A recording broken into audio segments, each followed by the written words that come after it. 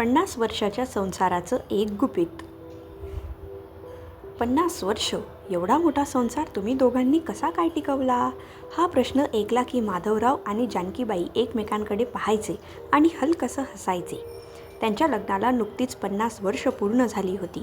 घरात मुलं, नातवंड, नातेवाईक आणि मित्रमंडळी जमली होती. घर आनंदाने भरून गेलं होतं. पण त्या दिवशी माधवरावांनी सगळ्यांसमोर जे सांगितलं ते ऐकून घरात काही क्षण शांतता पसरली. आमच्या संसाराचं एक गुपित आहे. सगळ्यांचे कान टवकारले. जानकीबाई मात्र खाली मान घालून हसत होत्या. मुलगा अमोल म्हणाला, बाबा आज तरी सांगा, आम्हालाही कळू दे तुमच्या 50 वर्षाच्या सुखी संसाराचं रहस्य.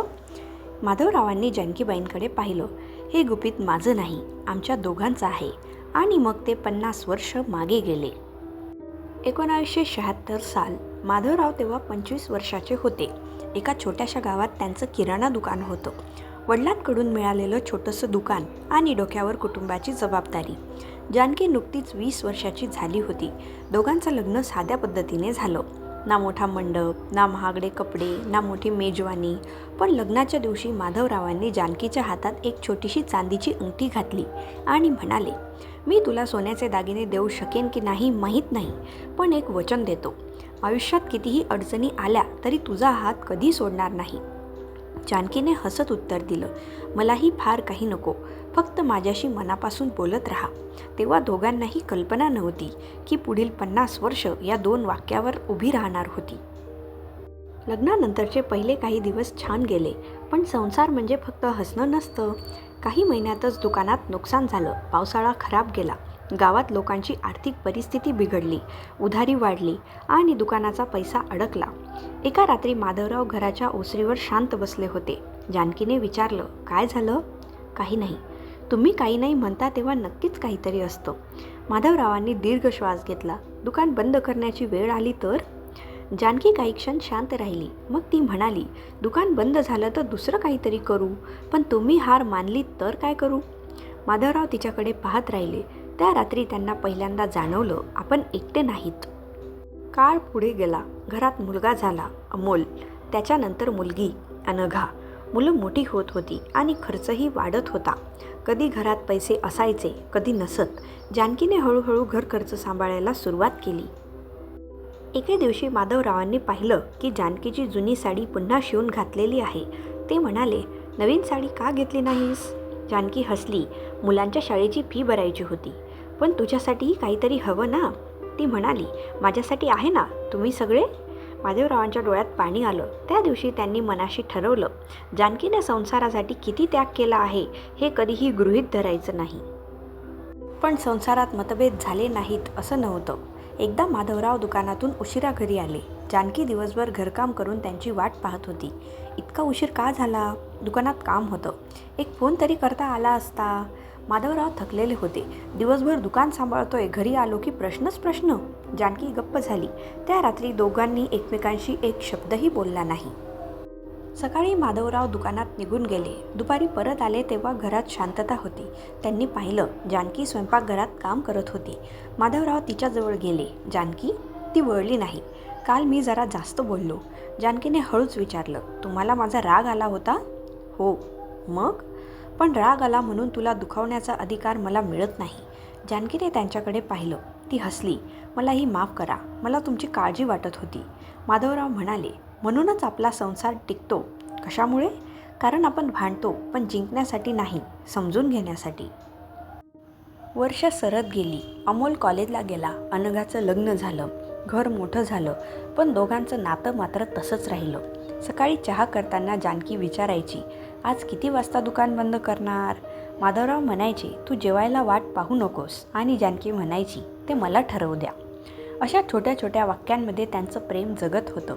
त्यांच्याकडे महागड्या भेटवस्तू नव्हत्या, पण एकमेकांसाठी वेळ होता. एकमेकांचं ऐकून घेण्याची तयारी होती. आणि सगळ्यात महत्त्वाचं, एकमेकांचा आदर होता. एकदा अमोलचा संसारात मोठा वाद झाला. त्याची पत्नी रागाने माहेरी जाण्याची तयारी करत होती. अमोल चिडून म्हणत होता, माझं म्हणणं कोणालाच समजत नाही. माधवराव शांतपणे त्याच्याकडे पाहत होते. ते म्हणाले, अमोल, लग्न म्हणजे कोण बरोबर आणि कोण चूक याचा हिशोब नाही. मग काय? कधी कधी तू बरोबर असशील आणि तरीही शांत राहावे लागेल. कधी ती बरोबर असेल आणि तुला मान्य करावे लागेल. जानकीने पुढे सांगितले, आणि एक गोष्ट लक्षात ठेव, रागाच्या क्षणी बोललेलं एक वाक्य वर्षानुवर्ष मनात राहू शकतं. अमोलने आईवडिलांकडे पाहिलं.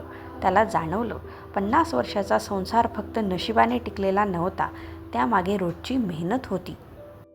माधवराव आणि जानकी आजी आजोबा झाले. नातवंड त्यांच्या भोवती फिरायची.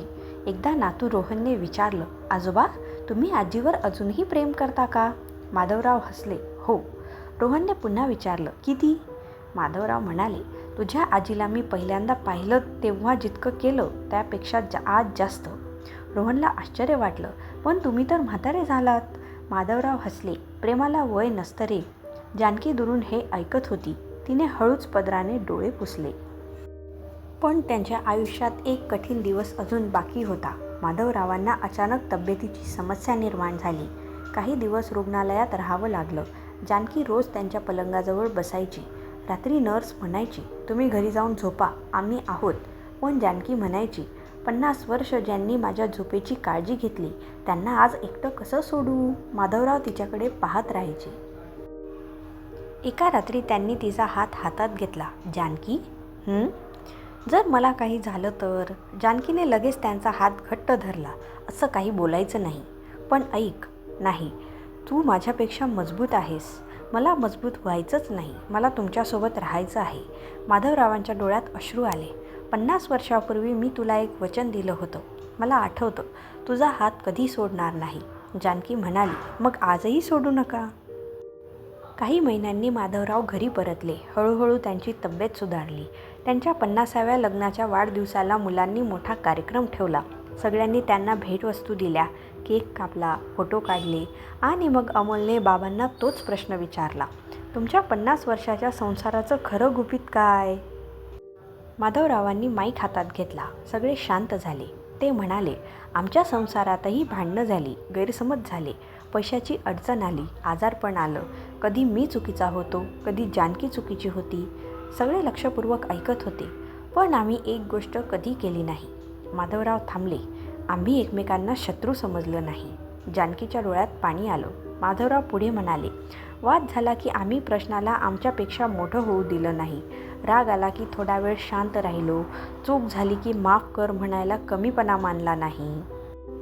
आणि सर्वात महत्त्वाचं, त्यांनी जानकीकडे पाहिलं. आम्ही प्रेम फक्त मोठ्या प्रसंगात दाखवलं नाही, रोजच्या छोट्या गोष्टींमध्ये जपलं.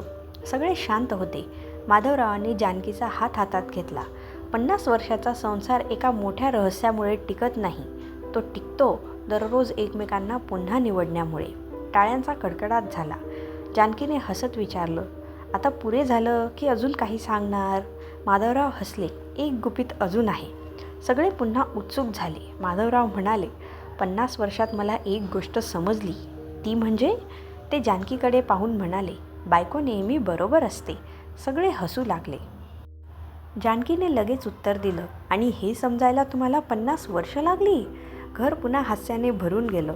माधवराव म्हणाले, नाही, हे मला पहिल्याच वर्षी समजलं होतं, पण मान्य करायला 50 वर्ष लागली. सगळे हसत होते. पण त्या हास्यामागे 50 वर्षाचा प्रवास होता. 2 माणसांनी एकत्र जगलेलं आयुष्य होतं. काही स्वप्न पूर्ण झाली होती, काही अपूर्ण राहिली होती, काही जखमा भरल्या होत्या, काही आठवणी अजूनही ताज्या होत्या. पण एक गोष्ट कायम राहिली होती, सोबत. त्या रात्री सगळे पाहुणे गेल्यानंतर घर शांत झालं. माधवराव आणि जानकी अंगणात बसले होते. चंद्रप्रकाशात दोघांच्या चेहऱ्यावर वय स्पष्ट दिसत होतं. जानकी म्हणाली, आपण खरंच 50 वर्ष एकत्र राहिलो ना? माधवराव हसले, हो. कधी कधी वाटतं कालच लग्न झालं. मलाही. आणखी किती वर्ष? माधवरावांनी तिचा हात धरला. जितकी मिळतील तितकी. जानकी हसली. मग एक अट आहे. काय? पुढच्या जन्मीही माझ्याशीच लग्न करायचं. माधवराव म्हणाले, पुढच्या जन्माची वाट कशाला बघायची? याच जन्मात उरलेला प्रत्येक दिवस तुझ्यासोबत जगतो. जानकीने त्यांचा हात घट्ट पकडला. त्या शांत रात्री दोघांनाही जाणवलं, संसाराचं खरं गुपित सोनं, पैसा किंवा मोठं घर नव्हतं.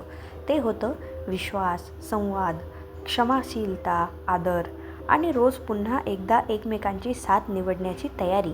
कारण लग्नाच्या दिवशी 2 माणसं एकमेकांचा हात धरतात, पण संसाराच्या दिवशी तो हात पुन्हा पुन्हा धरावा लागतो.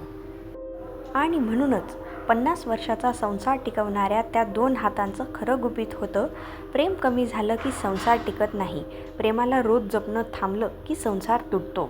कदाचित म्हणूनच माधवराव आणि जानकीबाईंचा संसार 50 वर्षांनीही तितकाच सुंदर होता, कारण त्यांनी एकमेकांना बदलण्याचा प्रयत्न केला नाही, तर एकमेकांना समजून घेण्याचा प्रयत्न केला. कथा आवडली तर व्हिडिओ लाईक करा, कमेंटमध्ये तुमचं मत नक्की सांगा आणि मनस्पर्शला सबस्क्राईब करा.